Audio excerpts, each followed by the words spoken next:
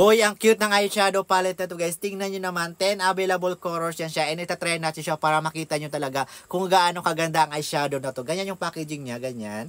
Look at that. Napaka-premium at napakaganda tingnan. Perfect na perfect sa mga kikay girls. So, try natin tong medyo dark na eyeshadow. Ayan. Ganyan lang sa kamay. And try natin siya dito guys para makita nyo. Eyeshadow nga diba? O, ayan. Ito yung meron, ito yung wala. Oh, diba? Ang ganda, guys. Ang ganda. Ang ganda ng shades niya. And itong lighter shades naman, itatry natin sa kabila. So, itong lighter shades, itatry natin.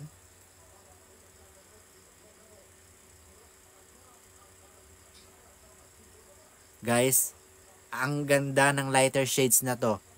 Yan. Ang ganda. Look at that. Ito yung dark, ito yung lighter shades. O, diba? Mag-iiba pala talaga yung kulay mo pag meron kang eyeshadow, guys. And try natin itong pag-glitters nila. Lagay ko lang dito yung pag-glitters.